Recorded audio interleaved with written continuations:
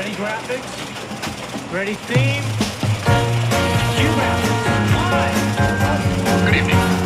For your information tonight. Hi, I'm Jesse Mullins. And I'm Lauren Milberger. And this is FYI, The Murphy Brown Podcast. the Frank jacket. Candace Bergen dials a phone very loudly.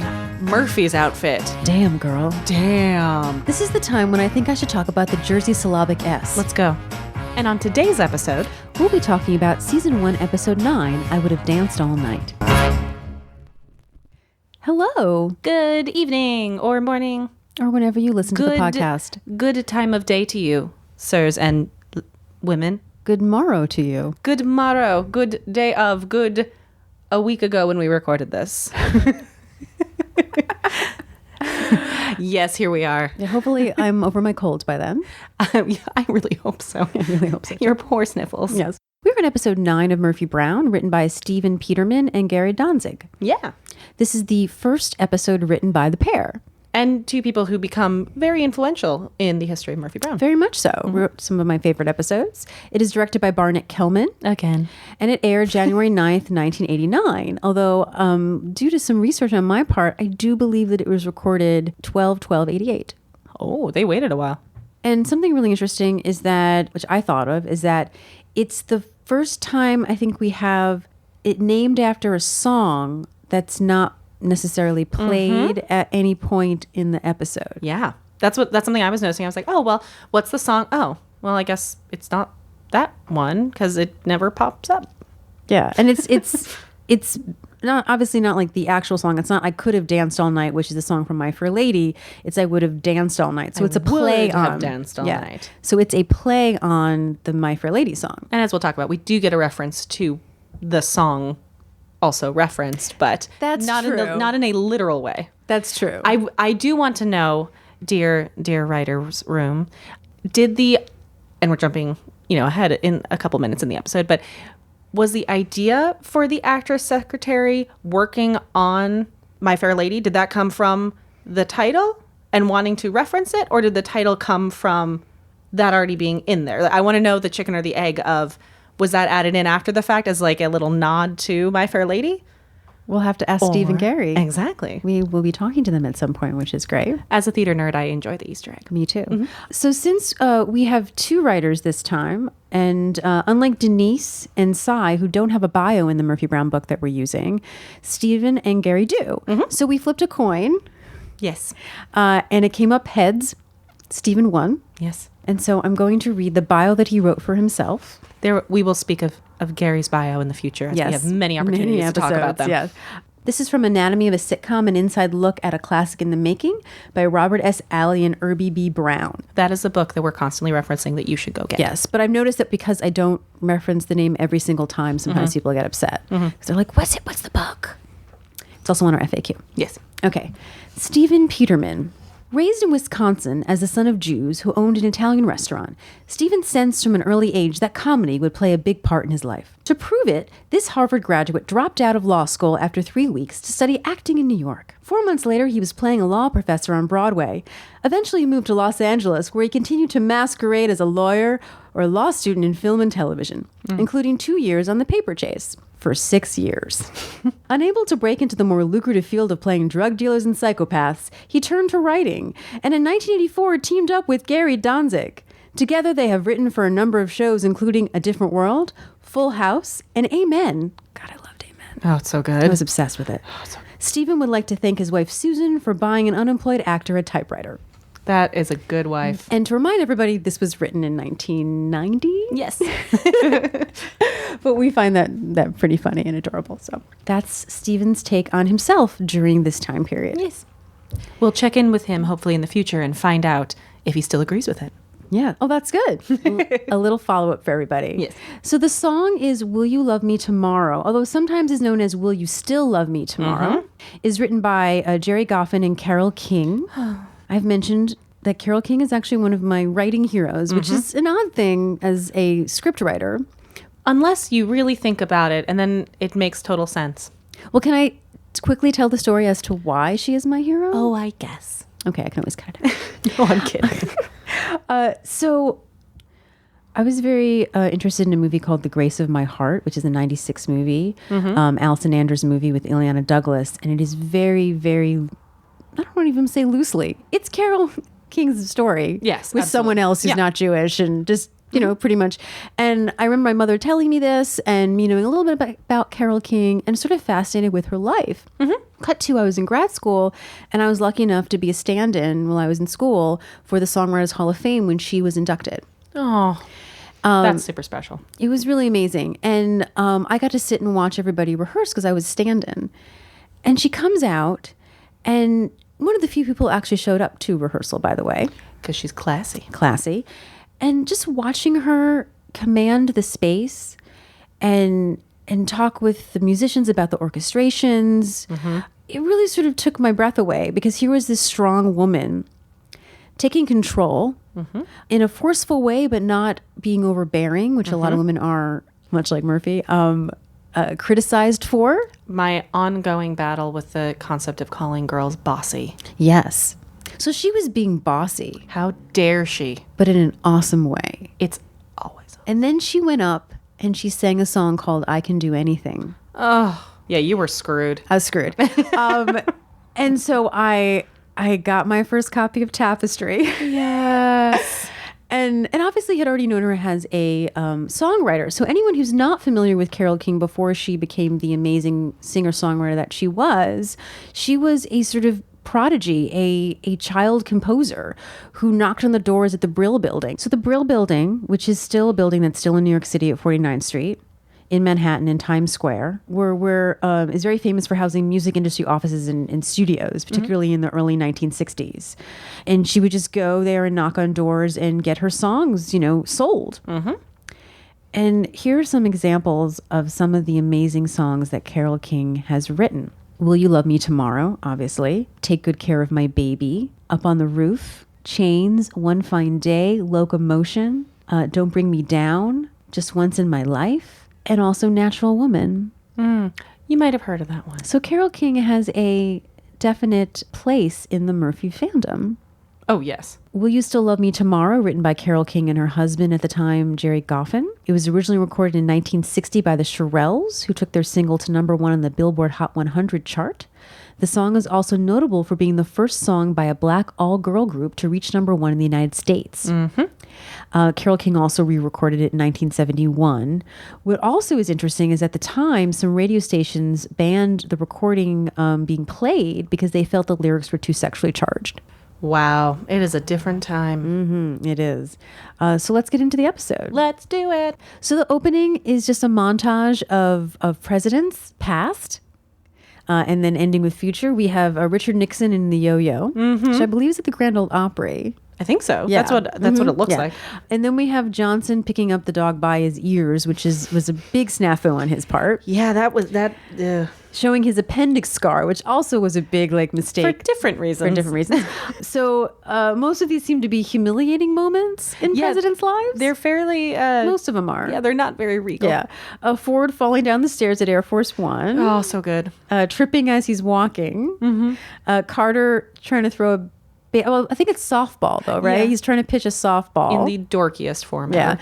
And then there's a Nixon press conference. And the first time I watched it, I was like, oh, is he saying I'm not a crook? But I think it's the same press conference, but he's not saying that. I'm not sure. I can't tell what he's saying. I was actually trying to figure out if it was, and I feel like I've blended a lot of Nixon Yeah. press conferences together, so now I can't tell which one is which. I also just listened to the podcast Slow Burn, which is amazing, details on Watergate. And so I'm wondering if I'm playing that in. Nixon saying goodbye after he resigned on Marine One, the helicopter. Reagan being sworn in, and then I guess sort of saying goodbye, I believe. Yes. Sorry, I have a quick protocol Yes, question. Jesse in the back. Jesse in the back, Jesse Mullins, I just have a quick question. Is it still Marine One if he's just resigned? Oh, good point. Is it? Because I know we still say Mr. President even when they've, left, but Yeah. is it still Marine One? Well, that's interesting because don't presidents, after the new president has been sworn in, is taken away on Marine One? So is it So- not Marine One anymore? I think it if it holds a president, is it still a president, ex or present? We could just Google this. We really can just Google this. I'm gonna head back to the back of the room where I belong. Okay, that's right. And then Quail and Bush. Yep, there they are. There they are. And then it ends with someone with amazing nails putting an invitation to the presidential ball. Those are some studly hands. Yeah, I want to know who that was. Yeah. Into an envelope. And then we come into Murphy is on the phone in her office, dressed in, I think, Quintessential.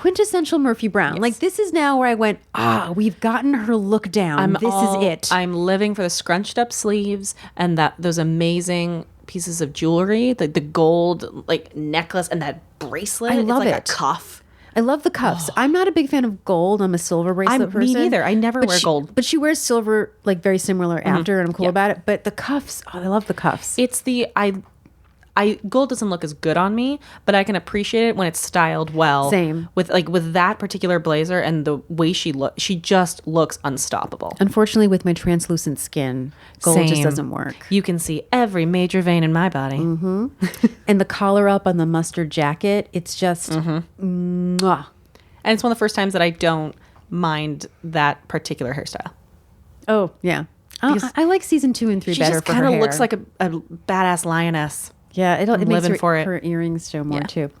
So she's on the phone and she's telling President Nixon that everyone wants to go. Well, obviously, I mean, I'm sort of giving away the joke. We but- don't know it is. Yeah, but everyone wants to go with the ball with her. She's just a girl on the A-list with the hottest ticket in town. It is a very clever exposition dump. I wrote down Exposition Sally. Yeah. But it works because It ends with Because a joke. of the joke. Yeah, yeah. So it's really interesting now looking at this with a critical eye how good they are at that. normally that stuff makes me groan. And I was listening the whole time. I also felt like for it's been established, and I guess will be more established, that she really hates Nixon. She's being really nice to him. She's and being professional. so nice to Being him really right now. professional to him. Yeah. They They even have a moment where they like kind of commiserate when she calls him back. yeah. It's just the man is a groundhog. Every February he's back. It's so good. I'm also noticing that there a couple of times have been just white, fresh roses in Murphy's office. It's really pretty. I want to know if she has a thing for white roses or somebody has a thing for giving her white roses. Well, her favorite roses are sterling silver roses. Yes. Which is how this show is the reason I knew that was a color. Oh, me too. Yeah. Yeah. I didn't realize. And I remember being a little kid and being in school and people being like, what's your favorite flower? And me being like, sterling silver. Later on, Peter says her favorite flowers are orchids, but I'm going to guess that she just likes purpley flowers. Mm-hmm. Yeah. Mm-hmm. So it fits into canon in my head. I have to confess that I wasn't faithful and it is no longer my favorite flower. It was just the only one I knew about at the time, but I actually am obsessed with irises. Murphy's new secretary knocks on the door, who is apparently an actress with a terrible Cockney accent. But we don't know at first because she comes in this hideously thick, terrible Cockney accent, and Murphy's trying to figure out where are you from? And then she keeps saying Brooklyn, and Murphy's like, really? Did you move there recently? Born and raised, there I Born and was. raised, there I was. And it is. And then she says, oh, okay. And then you find out that she's She's an actress. She's in acting class in Washington, D.C. I mean, I shouldn't laugh because D.C. has a very thriving theater community. But I was like, you moved from Brooklyn to D.C. to study acting? This to me felt school. like... Sure, that's true. That's true. It just felt like something that people who live in L.A. would think of. Yes, yes, absolutely. Like that joke does feel very LA because all of the temps are working actors. Yeah, like maybe it And- happened to someone in the Warner Brothers pool. Exactly. And honestly, that is a good tool to work on an accent, honestly. And I don't know the DC theater community at that time. I do know now that it's quite thriving. Yeah. I don't know. But again, there are actors everywhere and there is theater everywhere and it's not just the main hubs. So I think I allow myself to believe it. It's not a huge thing. Also it just because made me she's laugh. hysterical. Oh my God, she's the best. So her teacher has told her that in order to be in the character, you have to be her all day. And then she curtsies and leaves. Can we talk about Annabelle for a second? Yes, let's talk about Annabelle. She's wonderful. So Annabelle Gurwitch is the actress who plays secretary number, what are we at? 11? 10. I had 11. I can't count. She's fascinating. I find her very fascinating. Same. She is a New York Times bestselling author. She's a comedian. She's a writer.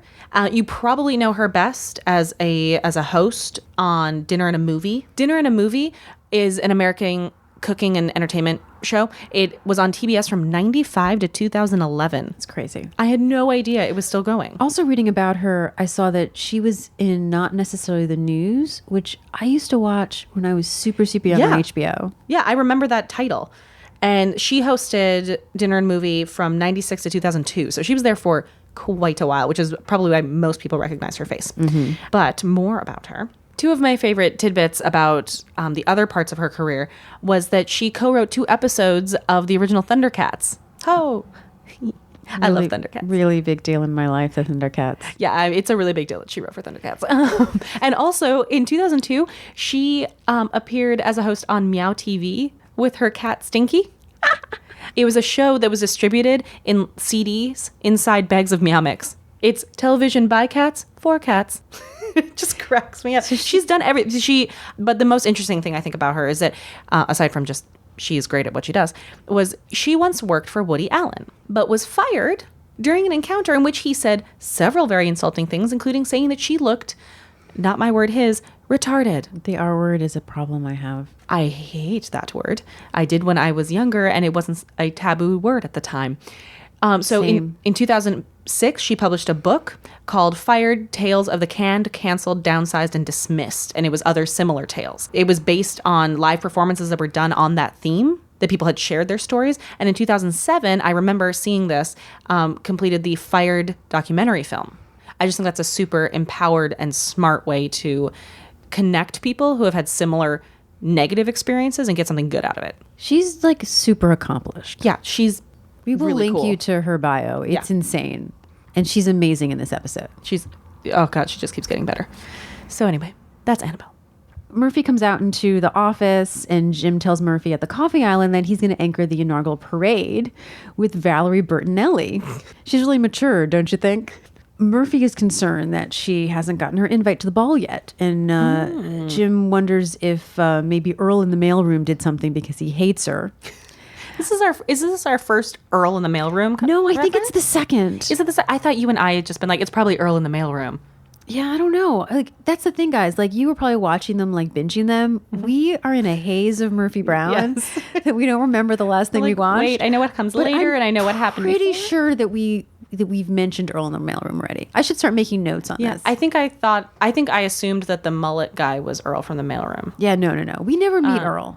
Yeah, exactly. But I remember anyway, that doesn't matter. Yeah, there are certain people we do end up meeting. We meet like Ernie, the security guard. I think we end up meeting him. Yeah. We never meet Earl, though. We don't. He know. just hates her As so far as I much. remember, it has been 10 seasons. But yeah, Murphy refused to pay for his Earl to Graceland fund. So Jim thinks he should call the committee and just get another ticket.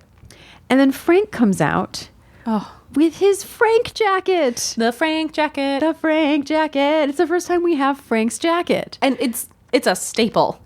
Yes, and I hadn't noticed he didn't have it yet, and I was so excited. And then I was reminded how at the time I didn't know that it was this very particular jacket. Oh, yeah. Until I was an adult, it was Frank's jacket. So Frank is wearing an MA-1 bomber jacket, also known as an MA-1 flight jacket. It is the American military jacket, which was first developed in 1958 by Dobbs Industries. It's so striking because of that orange safety lining on Yes. the inside. So it is known for having the orange lining and the sort of green army, outside. And it was particularly made to be warming in all kinds of weather. The MA-1 jackets have become fashionable worldwide, especially in the United States, Japan, and United Kingdom. And what's interesting is that there are several times in which they have become iconic, including Steve McQueen wearing one in The Hunter.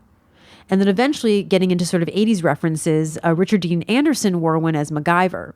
Yeah, MacGyver. So the fact that as an adult, I found out that this was a very specific jacket, not knowing it at the time, this is such a specific wardrobe choice for You Frank. know that Frank got this on assignment. Totally. He definitely got this because he did a piece on, and it was a "you're one of us now" kind of gesture. Yeah. You don't just buy one of those.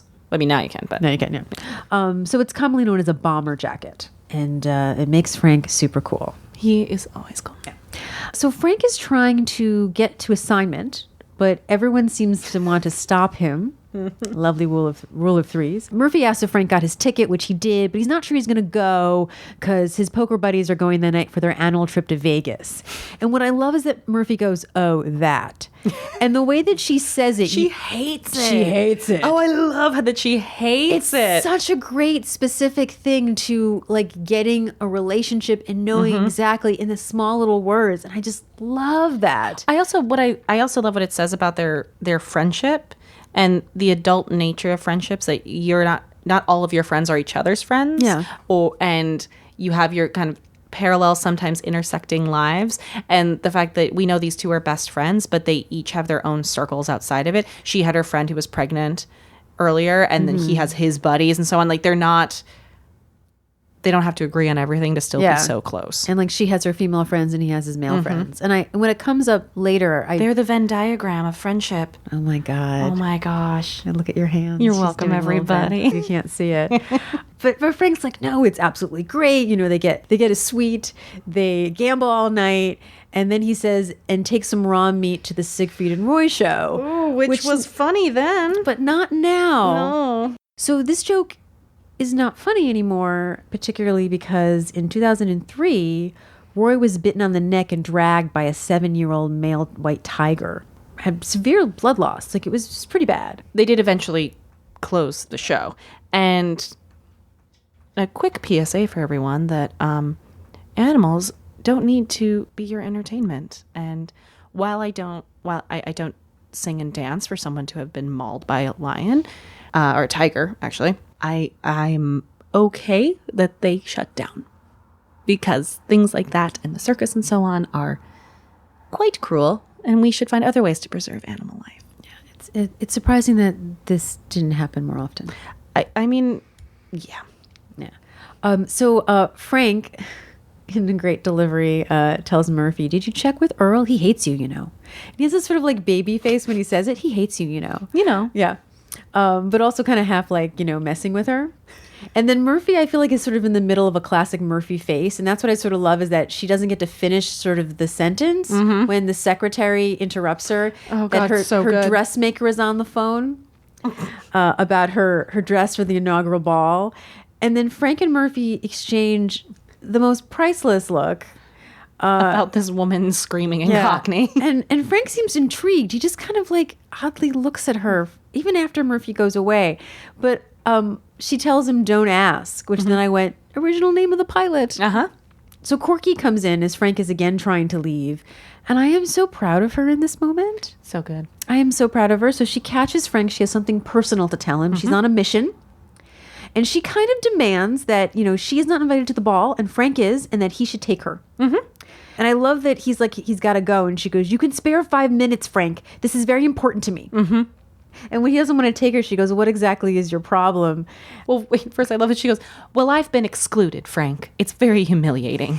And the way she says excluded, it's such a deliberate, she has thought out academically what has happened, and she's going to address it and fix it. I just love how focused she is. And so love like, it. she's not going to take it. And this thing that she wants, and she's going to get it. And she's going to demand it from Frank. And he's like, "Well, there might be other people I want to take." There are other women in my life. Yeah. Like Brenda, who looks like she has a flotation device strapped to her chest.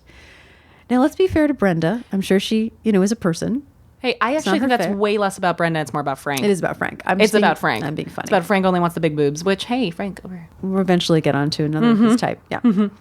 So But yes, ladies, women, because I hate saying ladies, women, let's look at the common denominator and not at each other. exactly. So Frank again is trying to leave, but then Miles gets his attention with another personal issue. He needs advice about asking out Jackie. I love as Frank watches as the elevator door shuts again, Yeah. just wistfully. And the two of them have like this vaudeville routine. It's so good. Jackie who?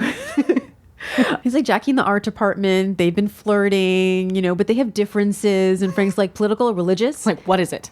And Miles is like, "She's taller than me." And Frank's like, "So what?" I love that Frank's just like, I don't really care. And then again, this sort of vaudeville exchange where he's like, "Then ask her out." "But I can't." "Then ask her out." "But she's taller than me." "Then don't ask her out." Like, there's this whole like Yep, back and it's forth. so good. And Miles is like, "You're not getting this, Frank." He's like, "I don't have time to get That's why this." I don't have time to get it. And then Frank really can't take it anymore.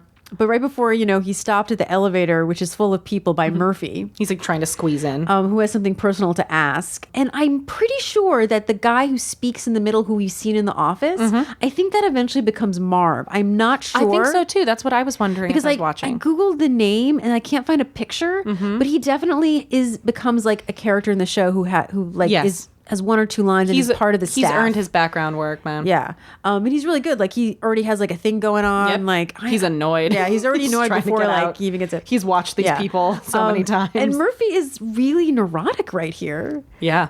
She could it be that it's been a mistake? She's always on the list, and I think what's interesting is that through most of this, Murphy is not necessarily playing like angry. She's really concerned. She is. It's not about I'm Yes. pissed I'm not invited. It's about what if I'm not in the inn anymore? Yep. This is a whole the way that last episode Jim was having his life or death and end of life crisis.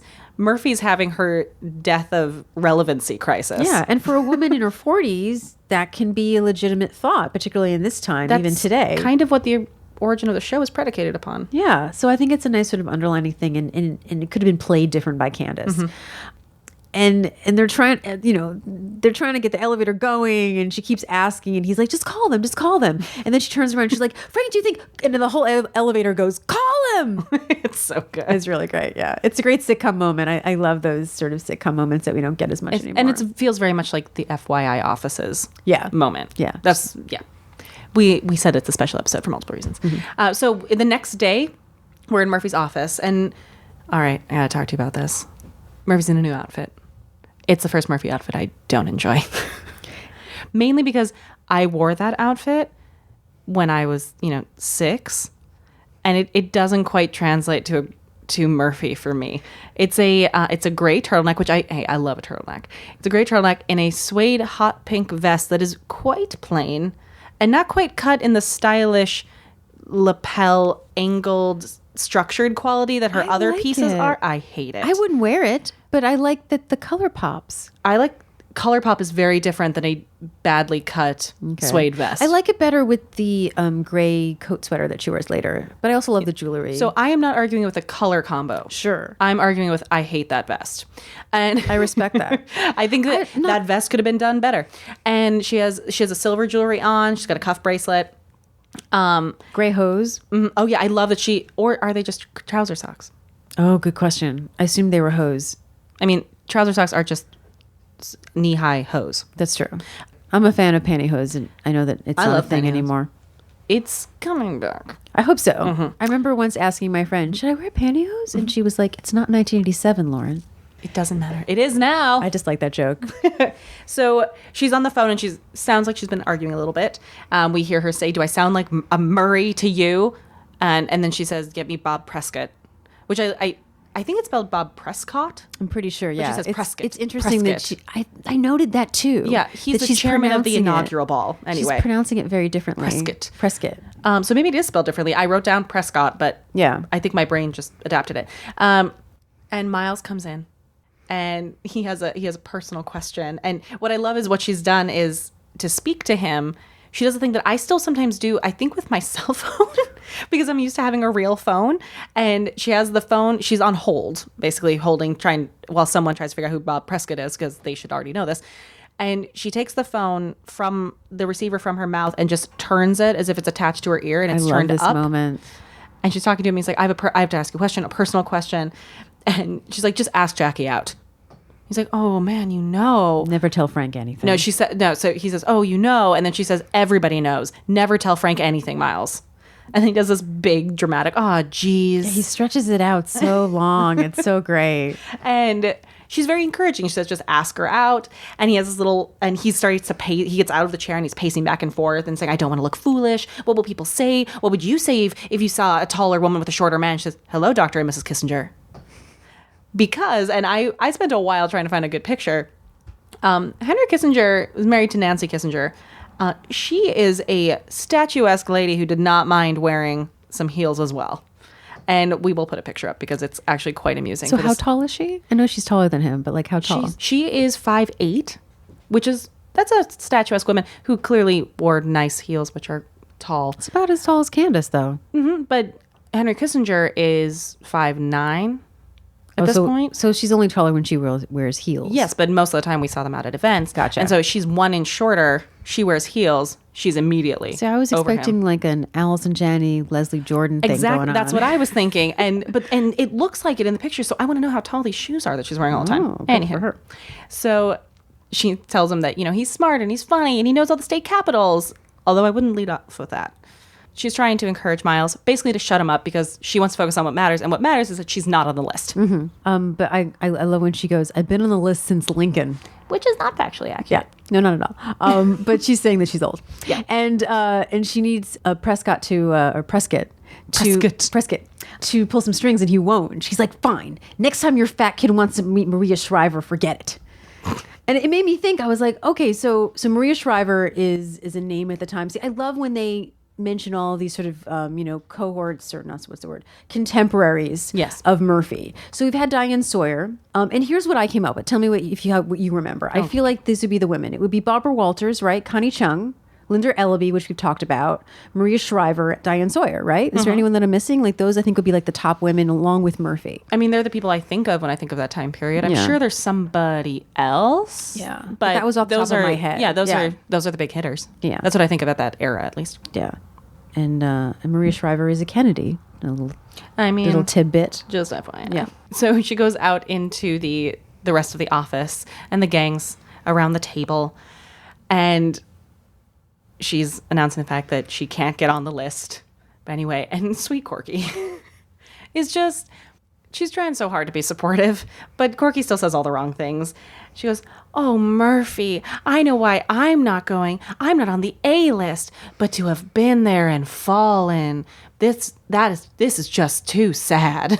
She's so empathetic. Faith's delivery on "but to have been there and fallen" It's is so so good. I just kept saying it out loud. Me too. It was just a really great, and I always remember that part of the quote when not the whole thing. And the thing that's happening is that I almost said Faith. Corky is saying Murphy's worst fears Yeah. is that she has fallen. And so Murphy, of course, is just pretending that she thinks it's a mistake. And the boys don't necessarily agree. Jim brings up the Contra piece, and Miles brings up Bush's tenure at the CIA. And Jim says, and not to forget your interview with the girl Dan Quayle paid to take to the senior prom. Ding. Ding. Jim says that he thinks it's the handwriting on the wall, which I'm not used to hearing the handwriting on the wall. I'm used to the writing on the wall. Oh yeah. And that really stuck out to me. And is that the original? Is that the original phrase, or is that a Jimism? I don't know. I mean, it would make sense because Jim would know People like the used- original. people used to handwrite. Yeah. Yeah. I don't know. That it stuck out Yeah. to me, and it was very Jim. And Corky, again, we talked about this earlier. Corky is constantly trying to find opportunities to be girls together in the way that Corky knows feminine interaction to be. And she just very sweetly says, no, they can be girls together. They can, doesn't she say they can wear their pajamas? No, they're gonna eat. Well, I know they're going to do that. I just Yeah. thought she said something about what they're wearing. No, I don't remember that. I just remember So that. Yeah. she says they can be girls together. They'll eat cookie dough. They'll watch the ball on TV, and then they'll each pick out which man they're going to marry. And Murphy looks like she wants to die. She wants to die, and I love because she's just. It's a sweet offer. It is. But It's so sweet, Wouldn't and be it's my ideal way to spend but it's time. there's nothing wrong with it. There's No. nothing that's lacking feminism in it. not It's her just thing. It's her attempt to connect again, and just not reading the room. And she's still so excited about it. And then the secretary shows up, but she has a very different accent, and it's a very specific Southern belle kind of accent. And Murphy asks what happened to Eliza Doolittle, and she very deadpan goes, "She's dead." And Miles just looks like he's gonna pass out. And my favorite Jim is- thing this is of the this best. entire section is Jim is so uncomfortable. And for some reason, she decides that her cat on a hot tin roof is Maggie the cat is very into Jim. She calls him Big Daddy. Wouldn't that be her father though? I think so. So she's not really into him. She's just Here's the deal. I'm not sure. she's hot and bothered. I'm not sure that Annabelle's secretary is as well versed on Maggie the cat. She didn't actually read the play. I'm not sure she did. I wonder if she watched the Liz movie and didn't pay that much attention. It was just practicing how she moved and looked. Yeah. And She gets up in Jim's personal space. right up in there, and he's just hold her out there, young lady. And he just like, it looks like he's trying to recoil inside of himself, Jim. He's just like, he doesn't know what His to chin do. is slowly receding into his neck. He just, oh my gosh, it's so good.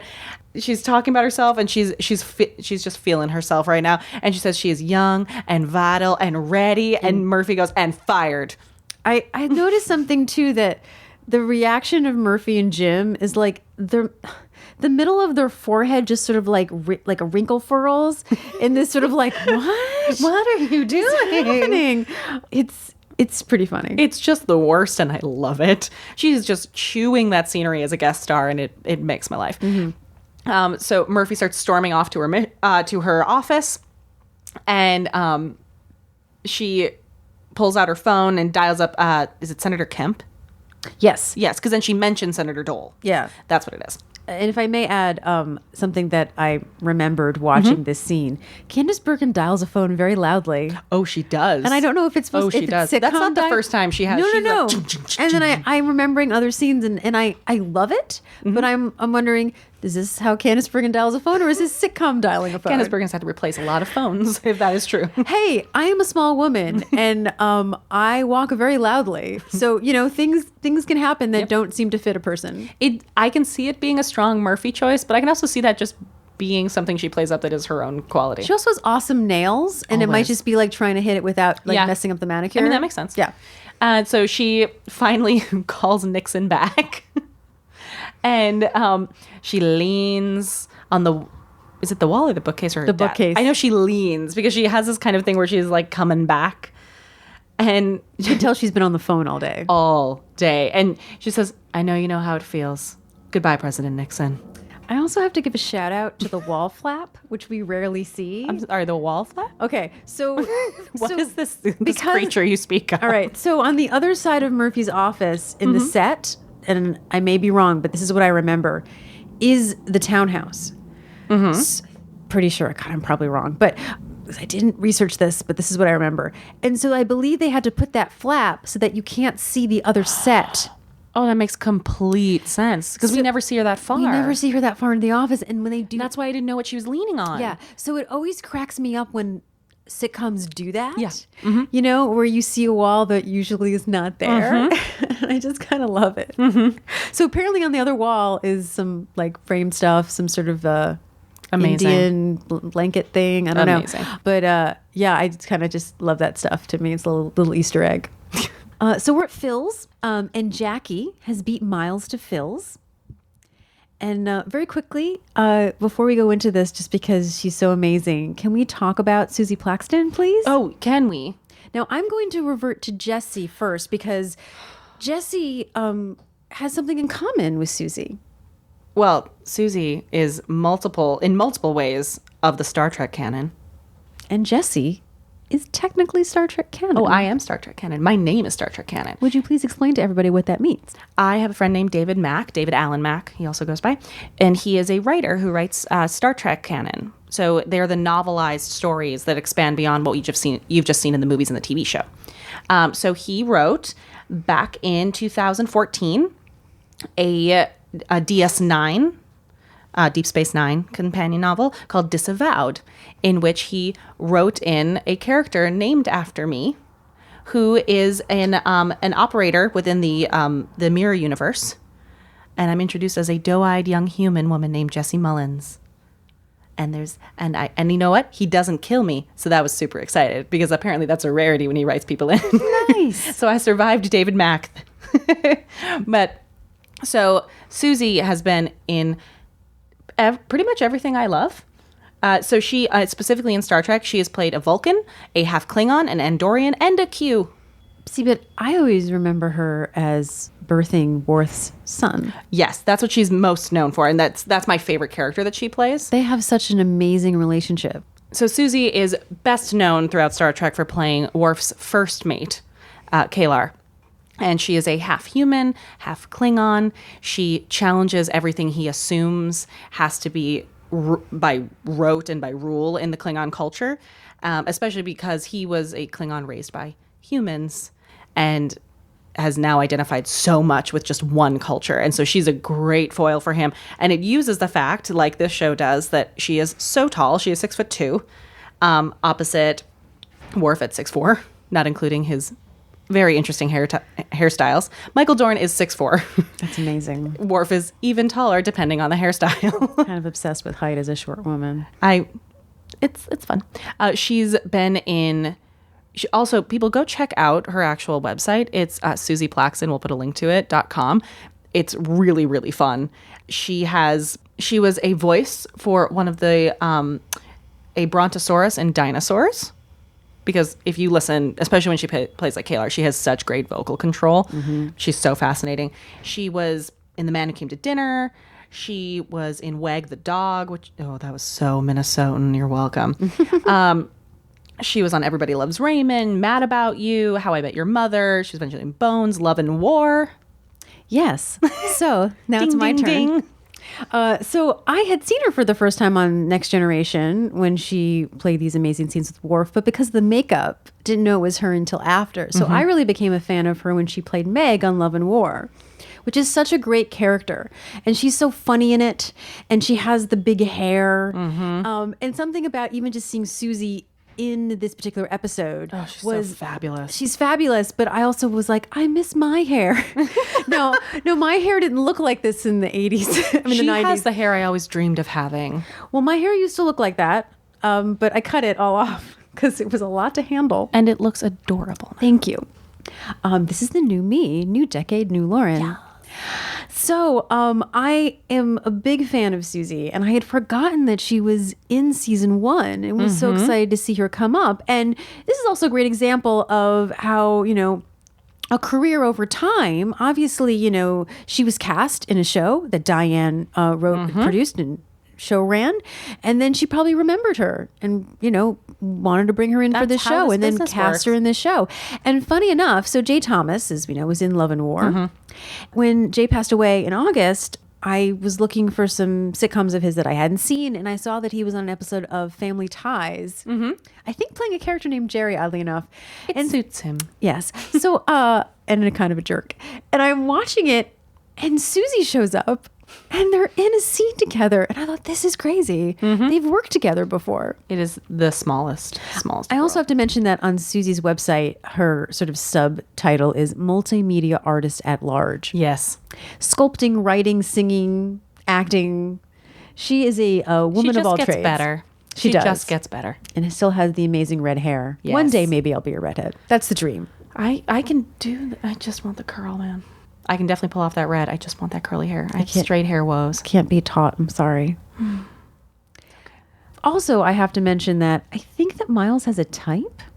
Oh, yes, he does. She reminds me a little bit of Audrey in the adorableness. She's quite adorable. I love her whole outfit. That's not a skirt, right? It's just sort of like a wrap thing that she's got. Whatever. And she's got this kind of like, it's like a kind of gypsy skirt thing. You can Yeah. see that she works in the art department. Yes, she's very arty. Yeah, I can see that outfit around town all day. Miles is sort of nervous. She beat him there, and then they sit down, and he sits on one of his legs so he can be taller. It's so funny.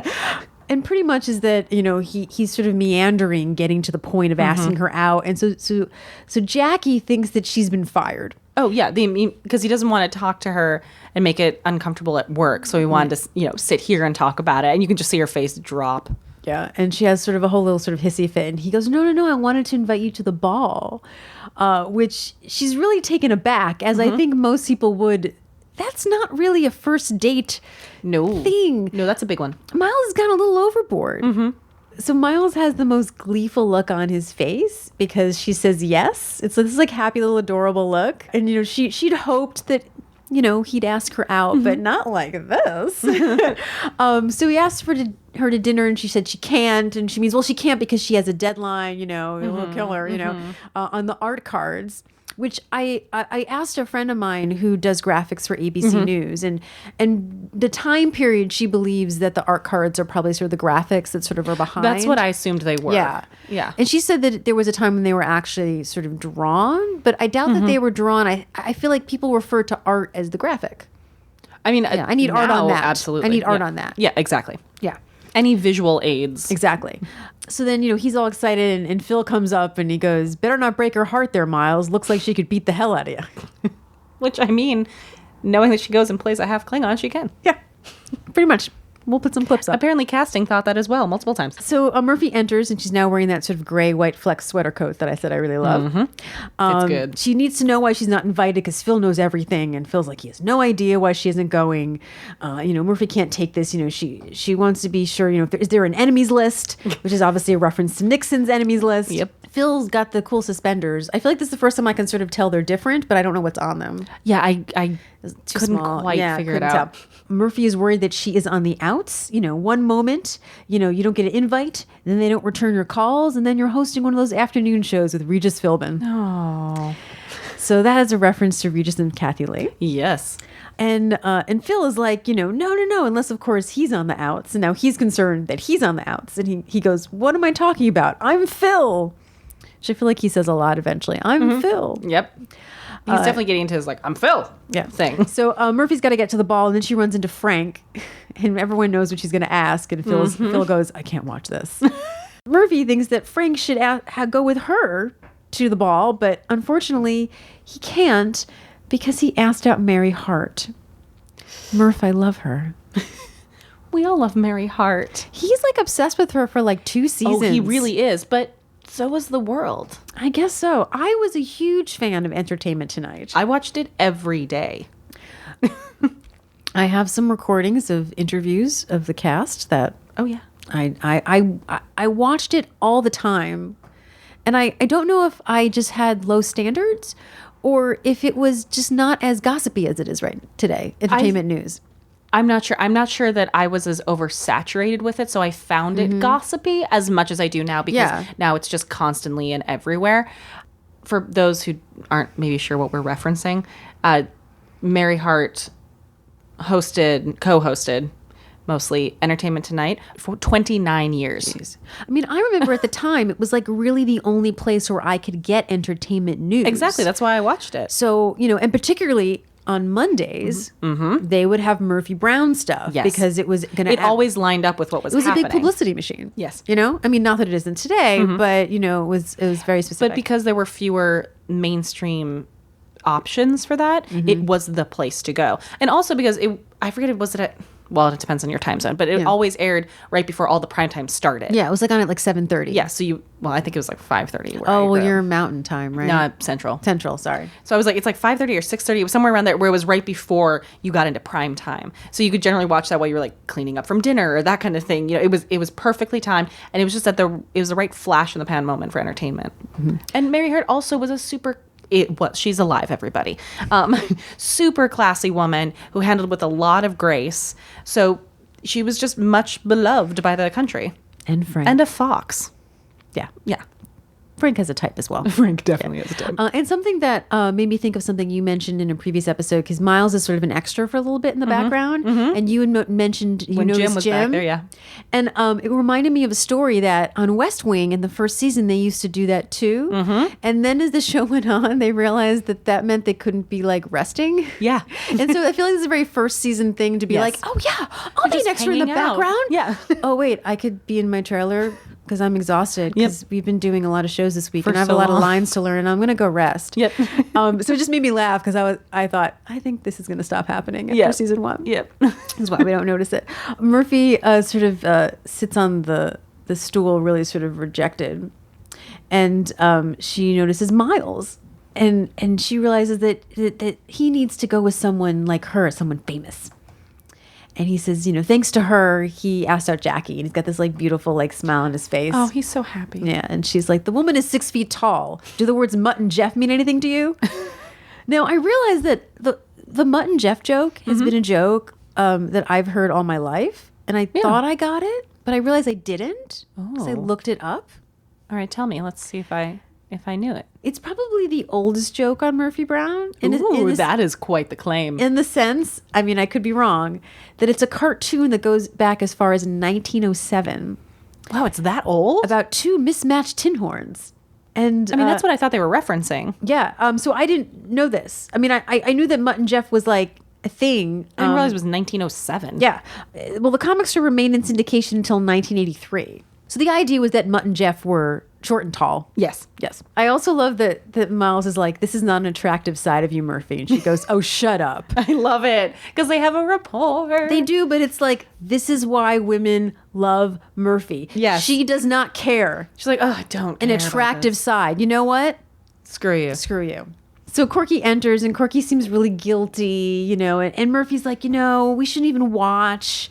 We should just I know our pride is hurt. Like, she's obviously trying to use Corky to pretend that everything's okay with her. She's like, let's go bowling. And Corky's like, I'm so glad that's so healthy that you think that, but I'm actually going to the ball with the White House caterer. I'll mostly be alone, but at least I'll get served first. Hey, kudos to Corky. She is scrappy and she got herself to that party. She is. She hopes Murphy isn't upset. And Murphy goes that she's glad that Corky's going. It will give me a chance to break into your apartment and set your clothes on fire. And the threat's coming. Yes, but this is what I love is that Corky's learning. Because she used to always go, oh, kidder. But Corky thinks she's kidding. And then she kind of pauses and you can tell that she's worried that Murphy isn't kidding. You don't mean that. Yes, I did. I really did. Remember, this is after she's been officially pranked by Murphy. So she knows that this could really happen. Murphy just sort of laments that, 4 years ago at this time, she was seated between George Shilts and Tom Selleck. And now she's going to watch the whole thing with Phil. And Phil's like, no, I'm actually going to be watching it. Murphy's like, she can't believe it. Phil's been a Democrat since Roosevelt. It seems that Phil accidentally gave President Bush the 1,000 points of light speech. He didn't think he'd actually use it. It was a joke. He didn't think it'd get him elected. Because of course Phil did. So we're back at FYI. And the elevator doors open. And in comes Jim. Jim is my favorite Jim. He is in a black trench coat and a matching black hat. And he's walking quite stiffly. He almost looks like a little doll with the way the hat's seated and the way seated on his head and the way he's just kind of framed. He's just walking forward. Looks a little shocked, I guess I'll say. And everyone's saying, oh, he did so well at the inauguration parade, and they thought he did so great. And then he's like, thank you, and he's starting to take things off. He's like, but when that little baton twirler lost control, my whole life flashed in front of me. He just looks so haunted. Charles, his delivery. He's so perfect. And they all start talking about how excited they are for the ball, and then Murphy walks in. And Jim really, really, really terribly tries to fix the awkward moment, which doesn't work. And Murphy doesn't mind that they were talking about it because she is going to do what journalists should be doing and abstaining from this event. Because if they're going to be real impartial journalists, they wouldn't go. True journalists is what she says too. Which I love that she's just trying to use that. And everyone's like, and if everyone else was, they wouldn't go either. And they all are just, and she's very high and mighty and sure of this, and then she's going to convince all of them, and all of them are like, nah, agreed, but we're still gonna go. Yeah. Oh, come on, guys, I'm gonna be all alone. It's so petulant, and I love it. And Corky's saying, she's like, this is so sad. Now I'm torn. I'm still going, but I'm torn. Yeah, Corky's just as selfish as Murphy. Exactly. She's like, I mean, I know you'd go, so. But honest. Exactly. That's what I love. She's honest in her. They're both honest in their own way. They both lack a certain filter, Yeah. and I love that she also knows Murphy would go. Yeah, and Murphy just starts going off on how she was like living a charmed life and all this, and now she feels like she's being punished, and she's kind of going off on this like doom and gloom and accepting she didn't her appreciate fate. it, and so this is why this is happening She didn't to her. appreciate it. She It's all didn't about appreciate her. being on top, and. Everyone should learn. As she's talking, Miles says it's kind of ironic that she can't go, but Murray Brown, the concessions guy, can. And you see the moment in Murphy, whereas Candace turns around, and it's like, you guys get it. Murray Brown, Murphy Brown, the concessions guy, but not me. No one gets it. Nobody's getting it. I mean, they kind of dance on everybody, and she explains that there was a mistake. Like, Murray Brown got it. She basically says, all that humble stuff she just said, never mind. Oh, she goes, flush it. Which Flush is it. obviously That's what another she's- F word that they can't say. Yeah, never mind. Flush it.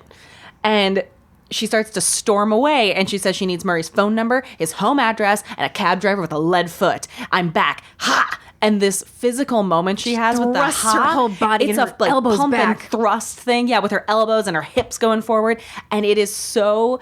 It's the punctuation of it. It's fantastic. It's amazing. It's so clean and hysterical. And this is a very famous moment in Murphy Brown.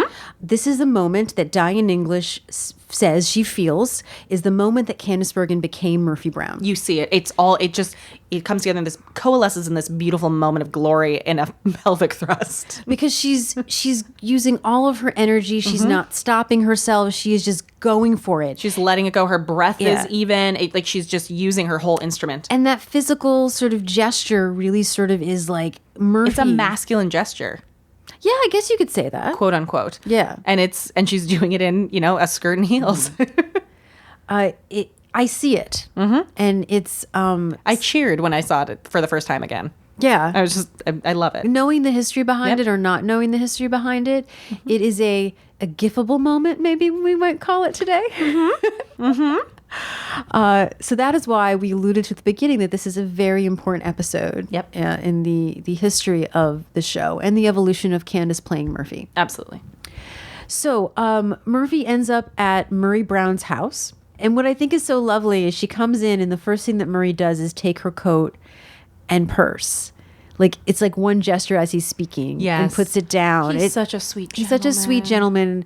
And he said that, he wasn't sure at first why Murphy Brown was calling him, but then his wife figured it out. And she thinks, oh, okay, they get it. Like, okay, so you understand. Like Yeah. half her job is done for Yeah. her. And he goes, you want to interview me? Because he's going to the ball and He's now an this is everyman happening. going to the ball. Yeah. And then his wife, Lillian, comes in with an entire tea service. And she's got a half apron around her waist over a silver sequined dress. She wants to offer Murphy some sherry, but she read about her problem. And Murray is like, Lillian! And I love this. She goes, Murray, it's the 80s. We can talk about these things. Mrs. Fallon in 4D, her son is gay. So what? Exactly. I love her. She's a forward-thinking woman. Yeah. And they go, they just can't believe that President Bush remembered them. And he's like, you met him? They're like, for a minute. They met him at the airport while they were saying goodbye to their granddaughter.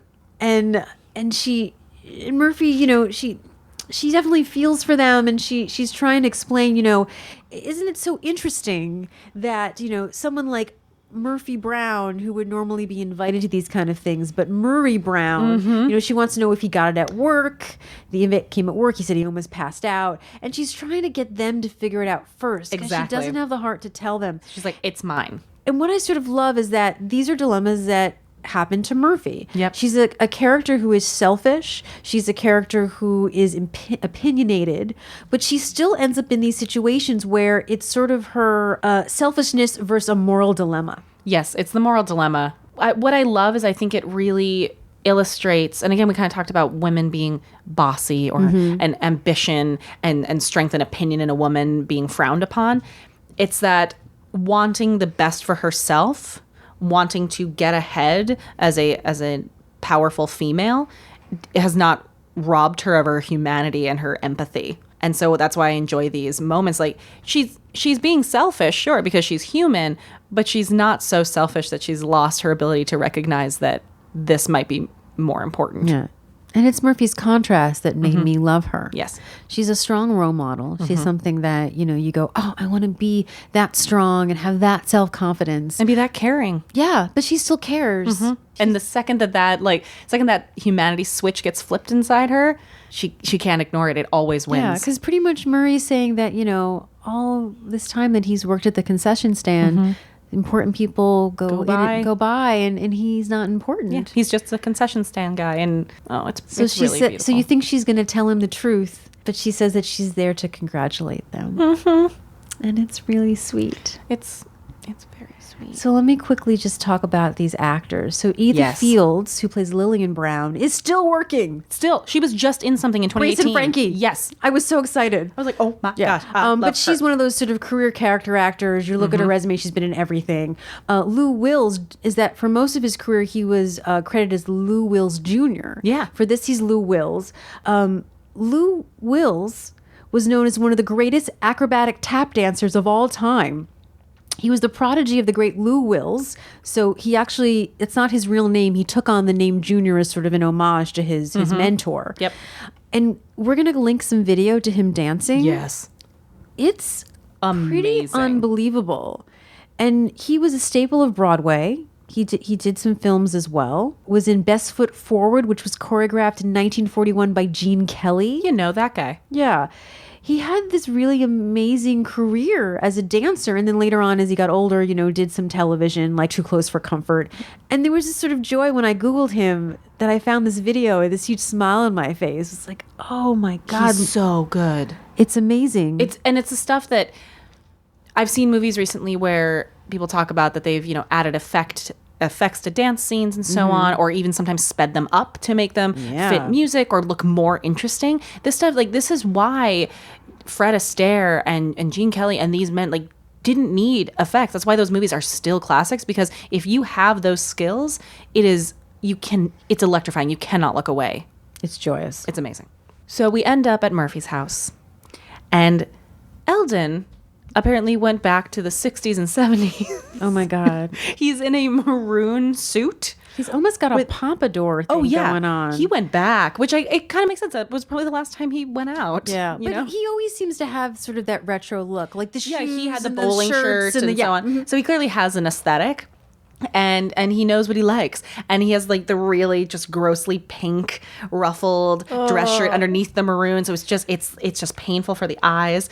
But he's strolling. He's like, it's a crime for one man to look this good. And Eldon. And he said the last time he wore it, it was to his cousin's wedding. It was a wedding. Yeah, because the bride kept looking at him. Yes, because the bride couldn't stop looking at him. Yeah, and he wasn't sure if she was going to say I do. And that's why I'm like, he's a painter. He doesn't go out a lot, and this is the only suit he owns. Sure. But he's super proud of it. And then we see Murphy's outfit. Damn, girl. Damn, girl. I feel like I don't know if Candace has worn something similar to this in real life. Or maybe this is just burned in my brain. Yeah, because I thought, I think that this is her dress. And I mean, sometimes that happens a lot in television because of the budget. Yep. For like evening wear, you'll see, this person wore this dress to the Emmys and now they're wearing it on the West Wing. So it might be that she wore something similar, but I can't find the picture. Remember, but I feel also, we have seen her. So she's in this floor-length black dress with this white collar coming around. which you brought up in a couple episodes back. She that wears a lot of lapels. Yeah, I love it so also much. kind of reminds me of the black lapel dress she wore with Jake. Yes, but this makes her look super tall. No, this one is amazing. She looks like a statue, and that white contrast, she is stunning. Eldon has a line that's very important to Lauren. Well, no, it's the delivery. Yeah, go ahead. Okay. Murphy offers some food choices. It's linguine and clams and chicken, Yeah. and I think so. they're frozen dinners. I didn't write it down Yeah, because they're that was the frozen important part dinners. to me was, a dilemma.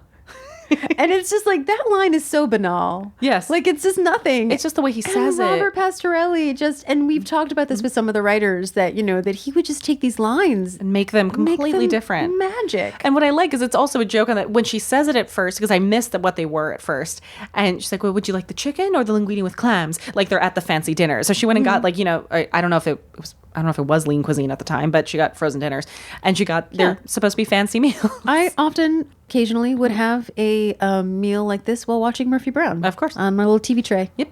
And so they have their little tray dinners and they're dressed to the nines. So it's like they're at their own version. And Murphy, she's doing the same thing we do for like the Globes or the Oscars. She's sitting back and just like razzing everybody. She's like Joan Rivers at this moment. She is. She's judging everybody. And I love it. She's ripping them to shreds. And then Ellen says, do you eat with that mouth? And I love it. And Murphy is just not feeling what they're doing now because it's actually just making her feel worse. Yeah. So Eldon has a better idea how they look a bit too good. We look too good for this. Yes, they look too banging to just sit around the house watching other people have a good time. So they're going to leave. And he's going to take her out for chili dogs. I love it. He goes, I know a joint. Yes, I got a joint that has the best chili dogs. And a jukebox that still takes nickels. Yeah, it does. And Murphy says, I mean, to be honest, it does. Sounds like her kind of evening. Yeah. I also think that, and this is something that Eldon sort of is in her life, he knows that she doesn't need this. Yes. Psychologically. He challenges her on these things. Yeah, I think it's a lot about like, let's not do this, and which then he also reprimands her through the rest of the scene for being a child. Yeah, exactly. In fact, in a way, and I feel like maybe I did read this. I don't know. He sort of becomes like her conscience. He's her Jiminy Cricket. He does. He calls her out on stuff, and also not just conscience, but he calls her just on her own BS. Yeah. And not just even if she's being good or not, but you don't actually think this. Yeah, and Murphy needs that. Murphy as a person, but also as if this is a show that also wants to delve into the idea of celebrity, right? Because you can get to a point where people just don't tell you what they really think because you're so high up there. Well, let's be honest. This entire episode is the biggest first world problem I've ever heard of. It's like, oh, I'm so sorry, privileged white woman, that you can't go to the fancy dress ball. But it's about relevancy. It's really about her relevancy. You know, I'm not knocking no, the no. episode. But I'm saying it's your biggest problem in this episode is that you can't go to the fancy dress ball at the White House. Like, I'm sorry. There are more important things in the world. You're going to be okay. Yeah. So, but Eldon is that everyman who kind of calls out, like, you don't need to be watching this thing. Let's go have chili dogs and jam. And this is all, and also because this is who you are. Murphy is not that dress. She's not that ball. She is the chick who wants to go dance with a jukebox and chili dogs. Yeah. And I love that Eldon goes, boom, let's travel. And she says, and after we're done eating, we can drive by the ball. And he's like, oh, grow up. And she's like, we can yell out the windows. I'll lie down in the back seat. They'll never know who it was. Do you listen to yourself? Do you listen to yourself? You should be embarrassed. And that's when he's just like, stop it. And she goes, okay, you're right. It's no way for a grown woman to behave. Eldon, have you ever mooned anyone? Then she And she grins. It's and he so goes, good. oh, jeez. Jeez. This is the time when I think I should talk about the Jersey syllabic S. Let's go. So, I know that it's technically a Z, but he turns it into an S. Yeah, it's definitely an S when he says it. So, my senior year of high school, I actually found a real acting class. I found it too late, unfortunately. But there's literally a little tape of me, of my teacher who had been on Broadway, trying to get the syllabic S out of me, which I could not hear. So you hear on the tape her saying dress, and me going dress, dress, dress, dress, dress. Like, I cannot get it. And I probably still, because now that I've lived in New York for so long, I think some of my training has probably gone out the window. Yeah. But it made me first discover, because I was unaware of it, because Robert Pastorelli is from an area very close to where I grew up. Yep. Like, Joe is from Jersey, but like, Robert's from your Robert's hood. from my hood in Jersey. Yep. And we'll talk more about him when we have, a more Eldon episode. Yes. Which I cannot wait. But I love that it ends on the Jeez. Jeez. It's so good. So, why are you not following us on social media? And if you are, thank you. Thank you so much for following us. We greatly appreciate it. We do. We are on the Instagrams On the Facebooks and the Twitters. as Murphy Brown Pod, We also have a wonderful website called murphybrownpod.com. where we post the episodes. We have an FAQ. We have a link to our Spotify playlist, Murphy Brown Empowerment playlist, music inspired and from the series Murphy Brown. So you can rock out. And hey, if you have a little extra time and you're excited about what we've been saying, or you really want to share what Murphy Brown meant to you, you can call and leave us a voicemail. That number is 646-450-6902, 1 to 2 minutes, so we make sure that we don't have to cut it down or anything. We can fit it right in. We'd love to play that. Or if you can't call that number, you can always record a voice memo on your phone and then email it to murphybrownpod@gmail.com. And you don't have to give your name if you don't want to. You can. It's totally up to you. You can say you want to go by best friend of the podcast. There you go. Also on the website, we will be listing always show notes. So little tidbits, like we're going to post the video of Lou dancing, any little extras on what we talk I'll be posting about. a picture of Henry and Nancy Kissinger. Lovely. One-stop shopping. Next week, we're going to talk about Kyle. Yay! I'm so excited to talk about Kyle. Because we get to talk about Leslie Jordan. Yes, If we're anyone doesn't know. You know Leslie Jordan. Even if we say Leslie Jordan and you're like, nah, never heard of You know Leslie Jordan. Yeah. Leslie Jordan. You definitely do. And an episode written by Russ Woody. Do we enjoy his work? You will not be, if you've been following what we were saying about the writers and some of their tendencies and the things they bring to the table, you will not be surprised that Kyle is a Russ Woody script. Yeah, we'll talk more about that. And we'll see you next week. For another edition of FYI. The Murphy Brown Podcast.